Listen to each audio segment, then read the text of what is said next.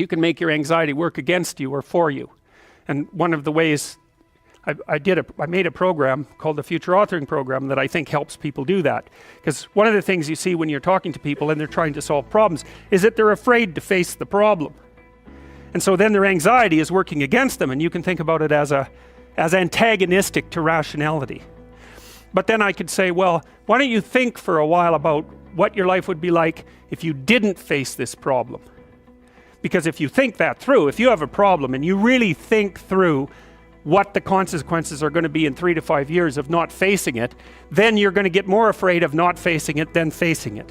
And that's great, because then your anxiety, instead of standing in front of you, instead of you having a dragon that's guarding the path in front of you, you have one chasing you down the path from behind.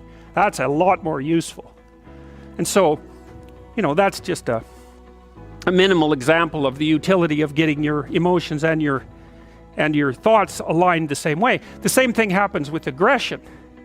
You know, one of the most common reasons that people come and seek psychotherapy really is because they're too agreeable. But what that means is they're not assertive enough. They haven't integrated their capacity for aggression, and so other people can push them around. And they're very conflict avoidant. And so the consequences of that across time is that you don't stand up for yourself well enough, and you get taken advantage of, and that spirals badly downward. And so partly what you do when you're doing assertiveness training with people is you find out what they're angry about. And they're usually angry if they're not assertive enough because other people are taking advantage of them, or you could say because they're not putting their own necessities forward with enough force. It's hard to distinguish between those two things. But anyways, you get them to talk about what they're angry about. That often makes them cry, often many times. And then you get them to kind of envision what they would want to have instead, which they're often afraid to do because people are afraid to think about what they want, because that makes it more clear when they're not getting it, and that's painful, right? Or maybe they're afraid of hoping, so they won't specify a clear aim. But anyways, you get them to think about what they might want instead. You get them to think about the costs of not pursuing that, and then you help them develop strategies for integrating their aggression and with their thinking so that they can come up with a plan to approach the world in a more confident way. So for example, someone might come to me and say, I'm being bullied badly at work. And so then I'll say, well, what are your options? Do you have to put up with it? Well, we'll figure that out, because maybe you do. Maybe you don't have options. But here's how to find out. Get your damn CV together so it's pristine, right? It's ready to go. Get over your fear of a new interview, because people are generally afraid of that. Get over your fear of applying for a new job. Start thinking about what it would mean to have a different job. Start thinking about what it would mean to have a better job even, because maybe your fear is just making you stuck here. But I can tell you one thing, if someone's picking on you at work and you don't have options, you lose. So you get the person to start building a strategy. It's like, okay, if you're going to tell this person to stop, you have to know how to make them stop. And the one thing you need for sure is an option. And if you don't have an option, then maybe we start thinking about the fact that you need some more training or something like that, because you cannot negotiate if you don't have any power. So, because especially if you're dealing with someone who's really out to get you or really disagreeable, if you don't have a leg to stand on, they'll just push you over, and maybe they'll jump on you too, because that's what they're like and they enjoy it anyways. So it's no joke. So you put your options behind you, and then you start to think about strategies. So I tell people, look, if you're being harassed at work, you document it every time it happens and you write it down. So you've got like 20 stories about it, and it's fully documented. And then you go confront the person at some point, but with at least 3 pieces of evidence. And you have some sense of what you tell them about what will happen if they don't stop. So you have to figure out, well, if they don't stop, what are you going to do about it? Leave? Not if you can't leave. So you have to be able to, wield a big stick and speak softly. But you see, that way that's how you take your aggression, which is an absolutely necessary part of your psyche, and manifest it up into a sophisticated means of dealing with the world. You don't just suppress it. You say, well, I should be able to put up with it, or I wish I wasn't so angry, or something. It's like, forget that. That's all that'll happen is your blood pressure will stay high and you'll die of a heart attack, because anger, for example, is a very toxic emotion. And it does cause heart damage over time. It's the only emotion that we really know that's been linked to things like cardiovascular risk.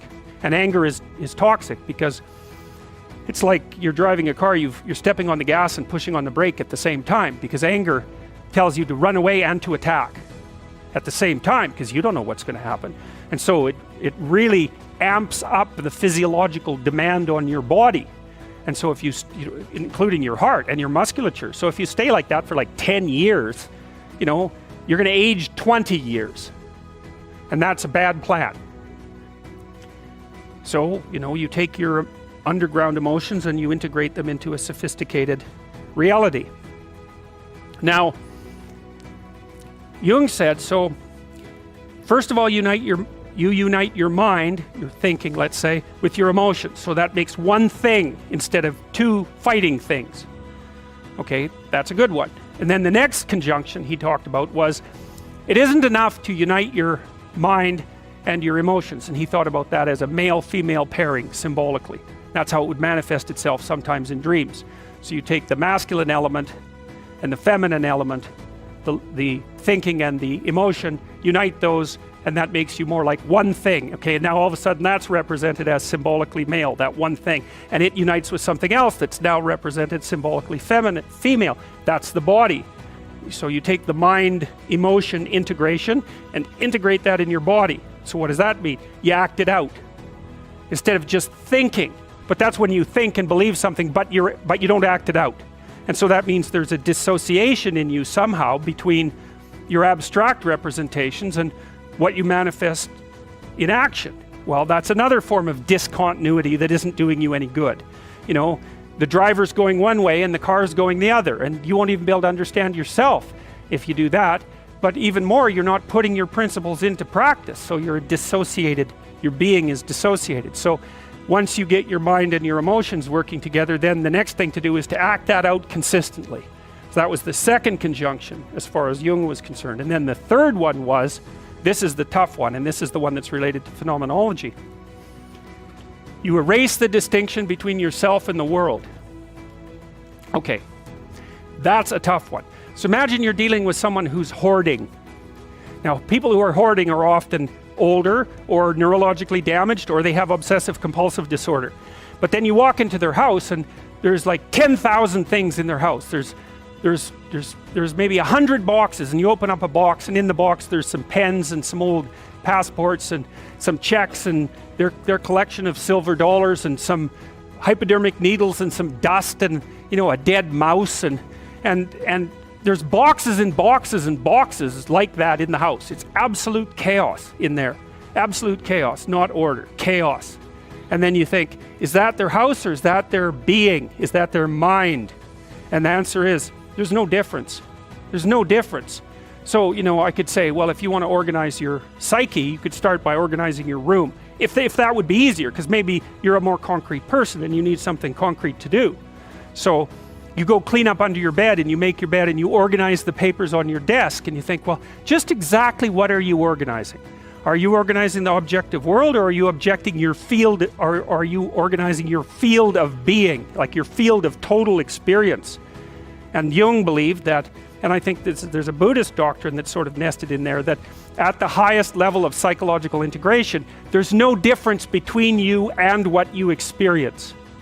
Now you think, well, I can't control everything I experience, but that's no objection, because you can't control yourself anyway. So the mere fact that you can't extend control over everything you experience is no argument against the idea that you should still treat that as an extension of yourself.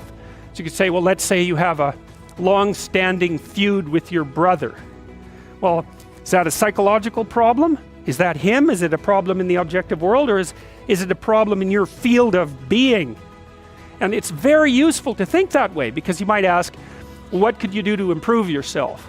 Well, let's step one step backwards. The first question might be, why should you even bother improving yourself? And I think the answer to that is something like, so you don't suffer any more stupidly than you have to. And maybe so others don't have to either. It's something like that. You know, like there's a real injunction at the bottom of it. It's not some casual self-help doctrine. It's that if you don't organize yourself properly, you'll pay for it, and in a big way, and so will the people around you. Now, And you could say, well, I don't care about that, but that's actually not true. You actually do care about that, because if you're in pain, you will care about it. And so you do care about it, even if it's just that negative way, you know. It's very rare that you can find someone who's in excruciating pain who would ever say, well, it would be no better if I was out of this. Sort of pain is one of those things that brings the idea that it would be better if it didn't exist along with it. It's incontrovertible. So you get your act together so that there isn't any more stupid pain around you than necessary. Well, so then the question might be, well, how would you go about getting your act together? And the answer to that, and this is a phenomenological idea too, it's something like, look around for something that bothers you and see if you can fix it.